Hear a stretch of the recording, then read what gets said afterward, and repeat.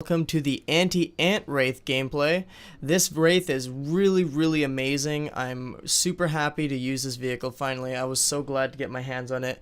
It completely decimates any and all ants on the battlefield, but unfortunately anything that is a little bit bigger than an ant you're going to have a little bit of trouble with.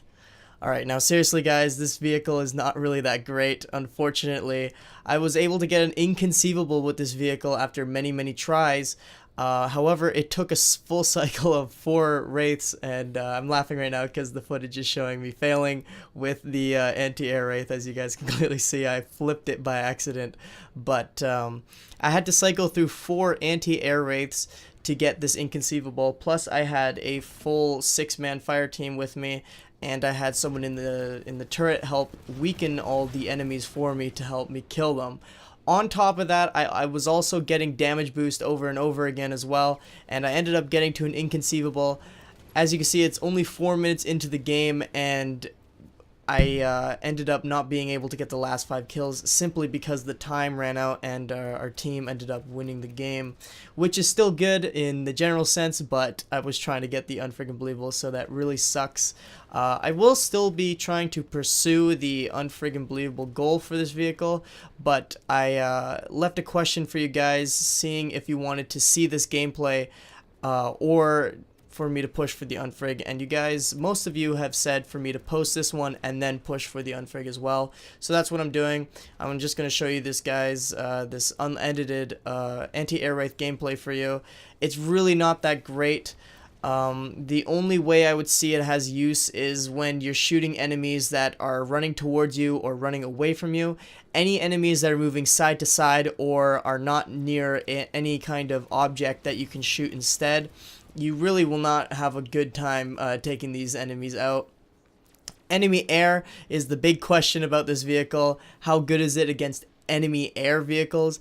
And honestly, the only real good air vehicle it's good against is wasps. Phaetons not so much, because they can keep a really good distance from you, so you don't even have the chance to lock onto them. The only real vehicle you can take down easily, somewhat easily, is wasps, but even then they can go behind cover and they can shoot you from a distance as well. Banshees is out of the question because all they need to do is one acrobatic flip and your lock-on gets thrown off immediately. Plus, they can also shoot you from a distance. So, air vehicles, not really a great viable thing to take out with this vehicle because the travel time with the shot is extremely slow, and the detonation time for the threshold for when the bomb blows up is too short as well, so it can't travel a very long distance.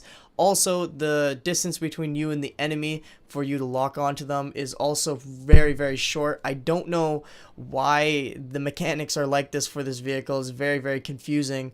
Something that's named anti-air Wraith should be able to take down air vehicles with ease.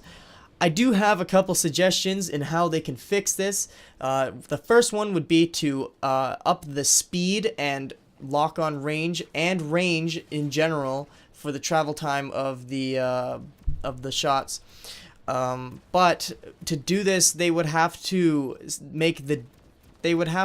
some sort of like compensation for ground targets, because if the speed is increased, of course it's going to make killing ground targets extremely easy because you could fire them really fast. But I don't really have an idea for that. This is just part of the suggestion that I just came up with. The other suggestion is to increase the damage. However, by doing this, you're going to be killing Spartans really easily as well, so you need to have a level ground. And that's where I just don't understand why they don't increase specific damage against certain vehicles. Like, for example, if you're shooting air vehicles, it does a lot of damage. When you're shooting Spartans or ground vehicles, it doesn't do that much damage. That way, it can be specified for certain things, and you can turn the tides of battle in certain circumstances, instead of having to rely on it being terrible just all around. So that's all I have to say about this vehicle for now. I might do a little bit more in-depth analysis on it later, compare it to other Wraiths, who knows. But for now, hope you guys do enjoy this Inconceivable gameplay. I will be pushing for the unfrig later, but for now, hope you guys do enjoy this gameplay, and I will see you later.